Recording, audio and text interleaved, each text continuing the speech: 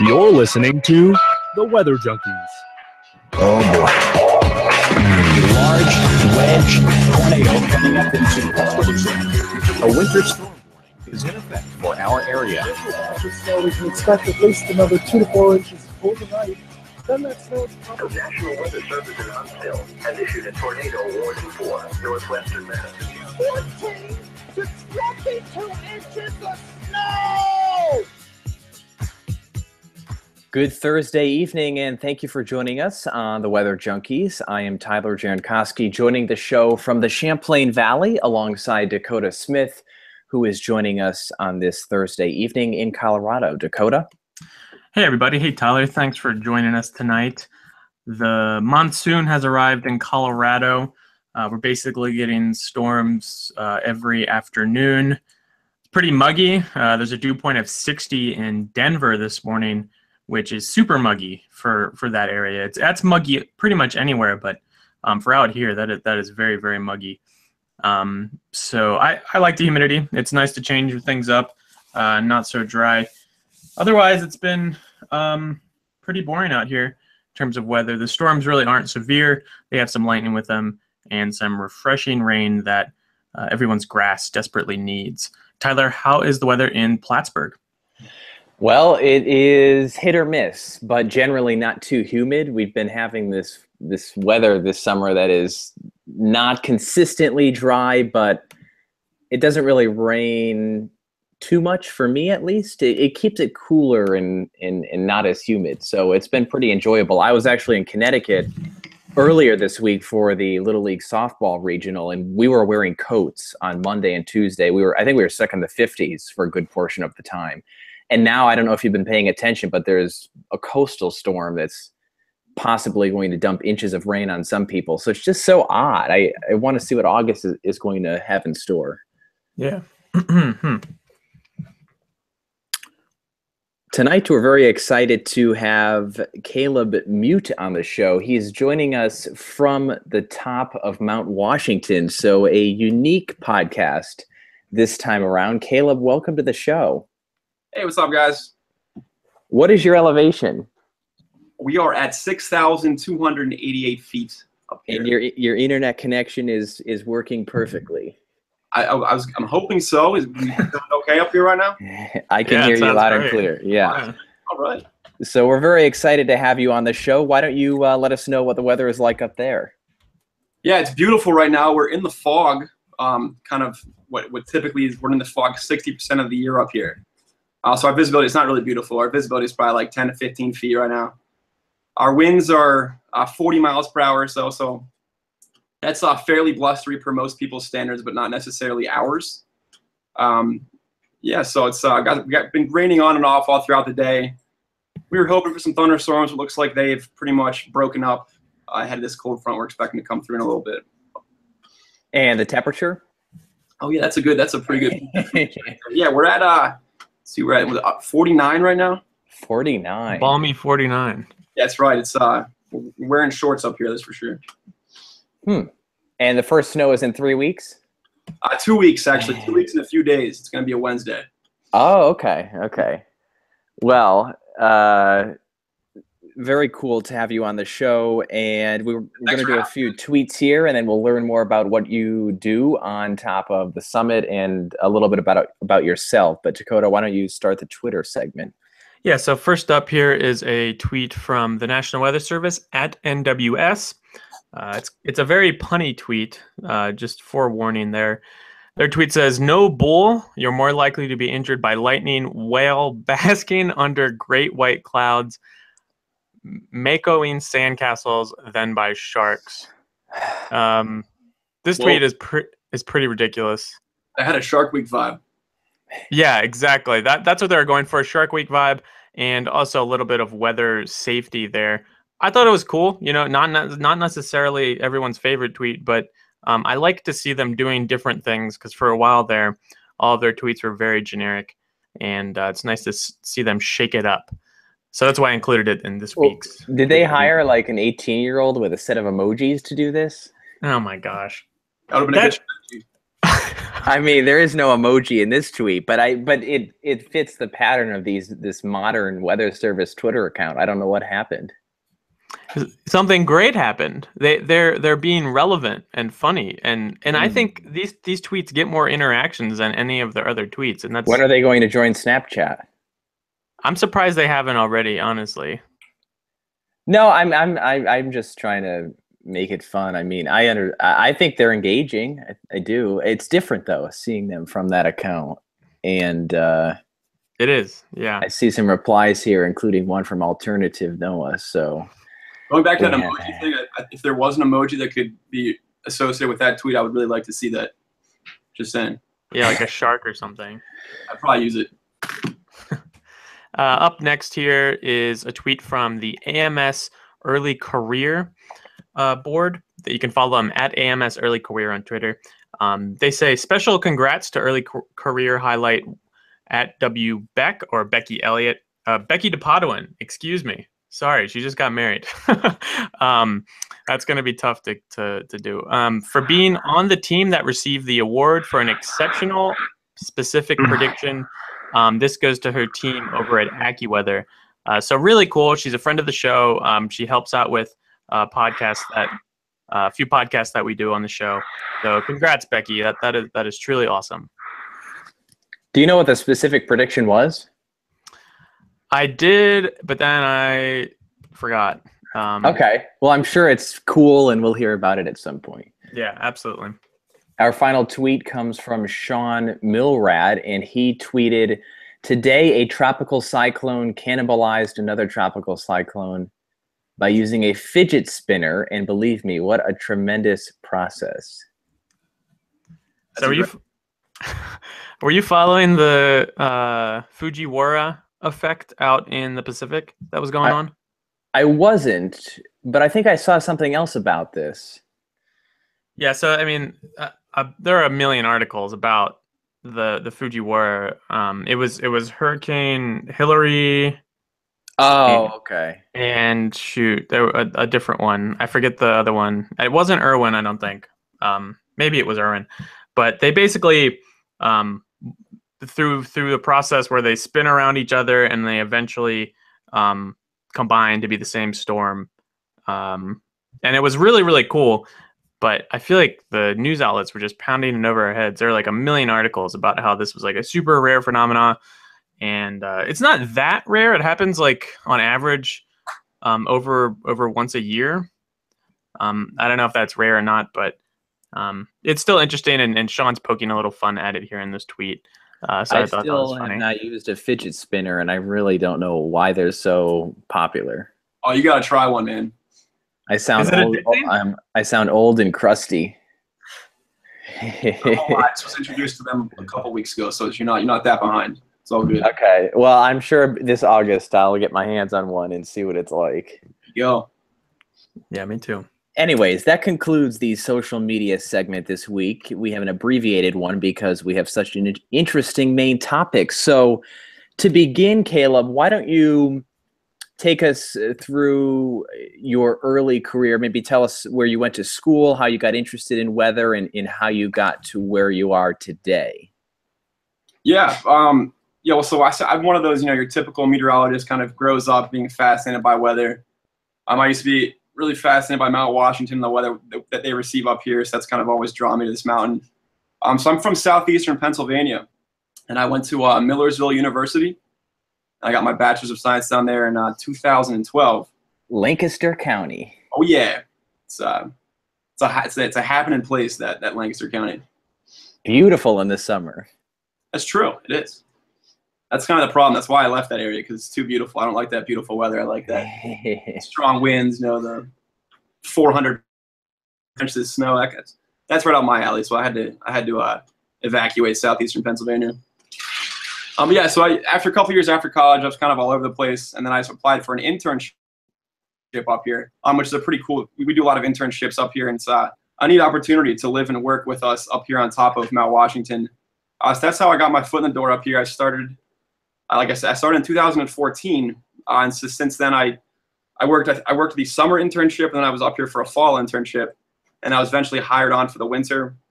I ended up, an injury kind of kicked me out of the play. I had to stop working up here for a little while, and then I returned a little over a year ago. So now I'm back up here. I am our nighttime weather observer for this shift that's up here currently, and a meteorologist for us. So it's fun stuff. And so you went to Millersville. So you didn't have any other weather job before this one, other than the internship, correct? Yeah, no, this is my first job in meteorology. When did you first know that you wanted to be up there on Mount Washington? During the internship? No, yeah, that's the thing. So since I was younger, I just kind of always was, the severe weather that they receive up here. That record wind speed of 231 miles per hour was kind of fascinated me, that something in it. Got it. I'm extremely excited to hear, because I kind of knew that I was going to really enjoy it. And yeah, sure enough, I came up here and I couldn't leave. So you said you work the night shift. What does that entail, and what are your hours like, and how long do you actually spend on the mountain? Yeah, no. So I work on, my shift is 5 p.m. until 5 a.m. So we do week-long shifts up here. So it's a Wednesday to Wednesday shift. So my shift, we got up here yesterday, and so we'll be up here for the next week. But so we take hourly weather observations. So every hour up here, throughout the night, I'll be going outside, kind of taking a look at the weather, and then report that back to the National Weather Service. That's one of our main duties up here, is to do that. Now, dark. You also have, you've been up there once. In terms of, you said reporting to the Weather Service, how many of the observations are taken by a person, and how many are automated? Yeah, so we every observation we take is a manual observation. So we don't do any automatic or automated observations. It's every one that we do is us being out there in the weather and reporting back what we're seeing ourselves. Very good, very good. That's good to know. Mm-hmm. And so it's a 1 week shift, Wednesday to Wednesday. Obviously easier to get up there now than in the winter. You could say that. But in terms of the food and the everything that you need up there, does that come up with you when you do a shift change on Wednesdays? I cannot hear what you just said right there. It was kind of choppy. In terms of all the supplies you need on the mountain, since you're up there on a 1 week basis, when does all that come up? Does it come up with you on a Wednesday? Yeah, you guys are breaking up, but I just got a part of that. So we order a lot of the food per se that we do. We order in bulk. So we're pretty set for a extended period of time. We don't have to be going back and forth to get food, because the closest grocery store is not very accessible for us. But yeah, then every week, so at every shift change, we can bring on fresh produce, not things that we'll need for the week. But especially in the winter, it's not easy for us to get up and down. So that's especially when ordering our. So we're set for a longer period. It's handy for us. So what is some of the craziest weather that you've seen up there, or I guess not even craziest, it could be just something like really awesome or really awe-inspiring that you've seen during your time up there on Mount Washington? Yeah, it's a good question. It's hard for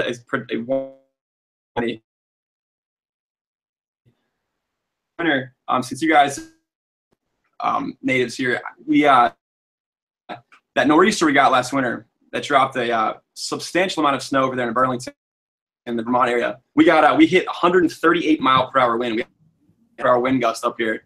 Wow. And, that just being building, just hearing the power of that gust of wind, that the noise was pretty indescribable.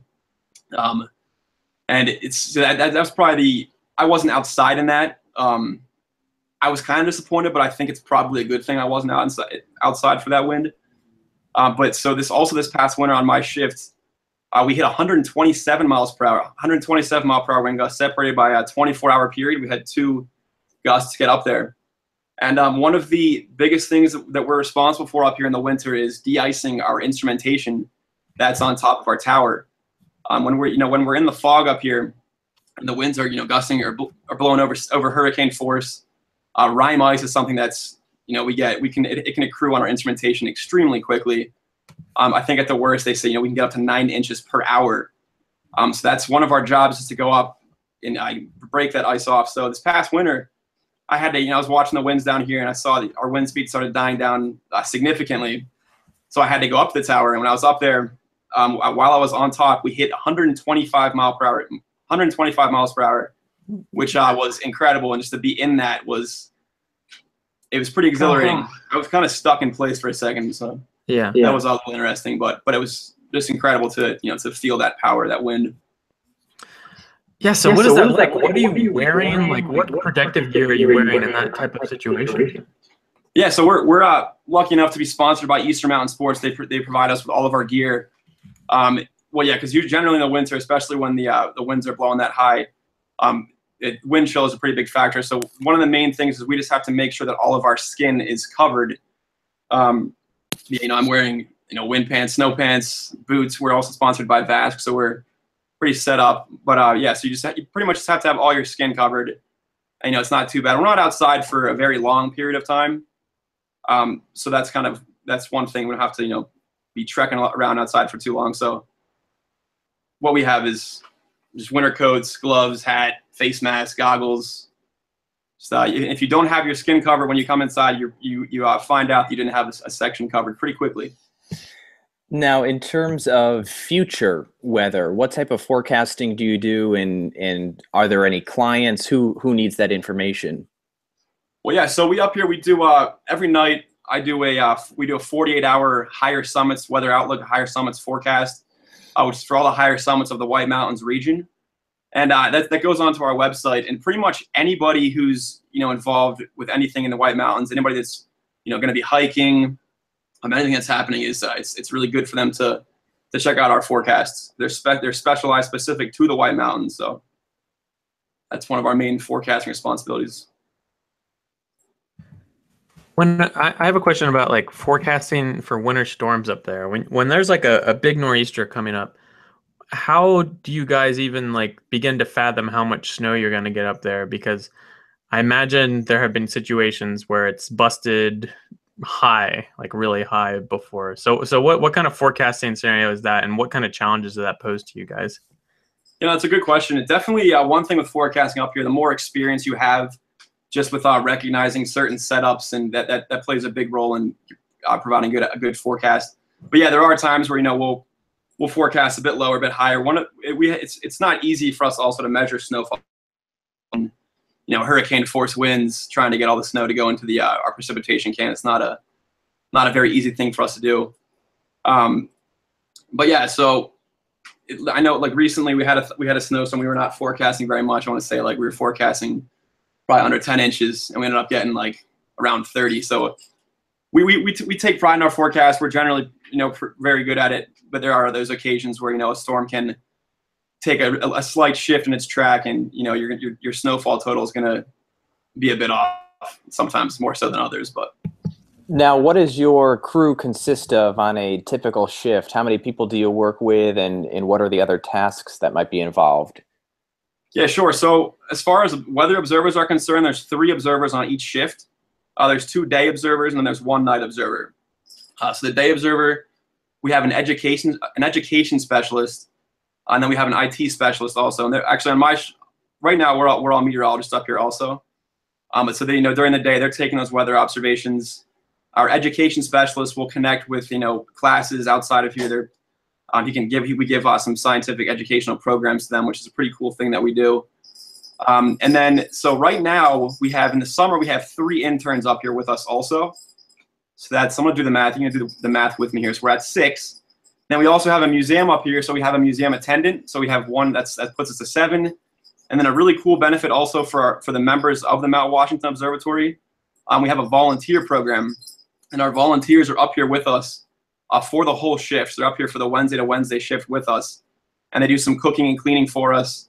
But it's pretty great because they're up here for the whole week, and they experience a pretty broad range of weather conditions. And it's always cool to have them up here with us, bringing kind of a different perspective on things.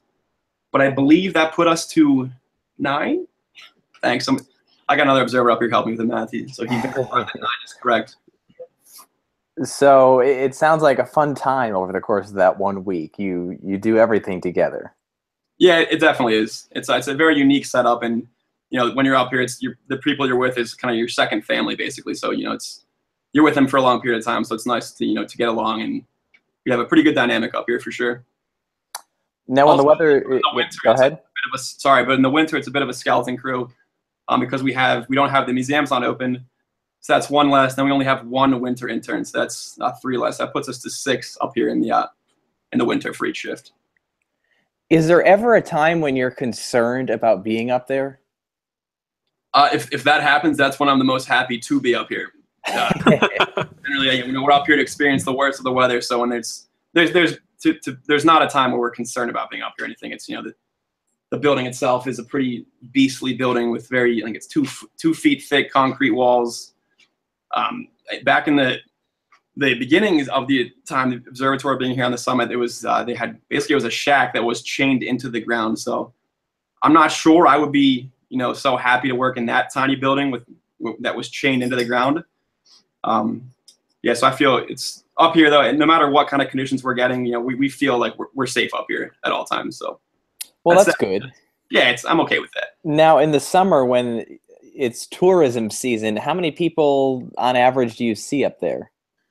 Well, so I'm a night observer, so I'm gonna be honest, I don't see very many people. So in the summer, on a nice day, this place is crawling with people up here that are kind of taking advantage of the beautiful views and just being up here. Is that per summer? Yeah. So about 250,000 people per summer will come up here to the summit. So it's a pretty good number. I only probably see about a few hundred of them though. How are the cats doing? Or the cat doing? Oh, the cat's doing great. Marty, the current summit cat, he's got kind of life up here. He just kind of roams the building.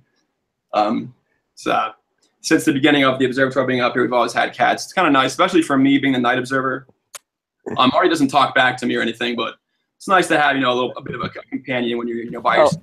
That's always good. It turns out Dakota was wondering about the cat the whole show. I love my cat, and I've always wanted to meet Marty. That's like if I were to go to Mount Washington, that'd be like the one thing I'd want to do. I don't know if you can meet Marty, but you're not alone, Dakota. There's a lot of people that come up here to see Marty. He's significantly more famous than any of us, so kind of a big deal. He's a Maine Coon, right? Or yep.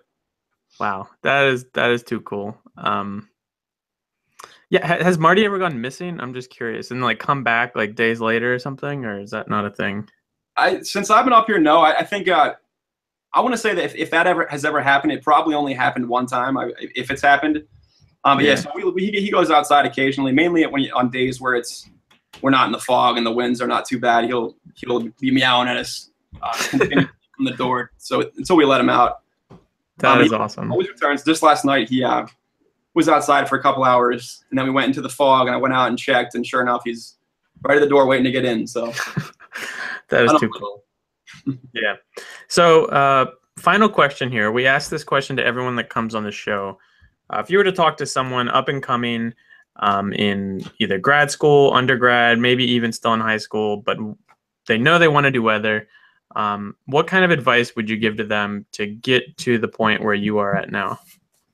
That's a great question because it's definitely not an easy thing right now, getting out of school and getting the job that you want. But I would say that literally you just got to keep trying. I applied to, so many different places, and, it takes kind of a while until, like for me, it took me 2 years before I got my first job in meteorology. But if you just keep trying, keep studying the science, improving your forecasting ability, and just do as much as you can to make yourself the best candidate possible. But, if you just keep trying, eventually you'll get something.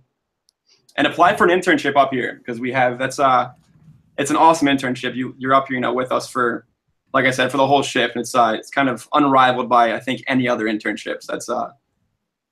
I'd be a little biased. What's that? I'm just kidding. I said it might be a little biased. I mean, it's probably definitely biased, but. Well, that's great advice. Can Caleb, thanks so much for taking some time. I know you're on a shift right now. We really appreciate you coming on the show, and we hope to have you on sometime in the future. Yeah, great. Thanks for having me, guys. It was fun. Where can people find you or the Observatory on the internet, whether it's social media or just a website? Where can they find you? Yeah, so our website is it's mountwashington.org. Definitely go check out the website. Kind of see, read more, learn more about us. Social media, it's at MWOBS at MWOBS. That's our Facebook. Facebook/MWOBS or Mount Washington Observatory. Yeah, but that's for our Facebook, Instagram, and Twitter. So yeah, definitely follow us. We're always sharing pretty cool videos, pictures. One of the observers on the other shift takes incredible photographs from up here, and we're always sharing those. And so it's a cool thing to follow. I recommend it, and that's not what's probably biased also. Yeah, I just started following MWOBS on Twitter. So please go give them a follow on Twitter, Instagram, and Facebook. If you want to follow, yeah, MWOBS. What was it? Just Mount Washington Observatory. Yeah. Yeah, I might have tricked you there. So just Facebook, type in Mount Washington Observatory, and you'll probably find it. I think it'll work. Great. If you want to follow us on Twitter, you can follow us at the WX Junkies.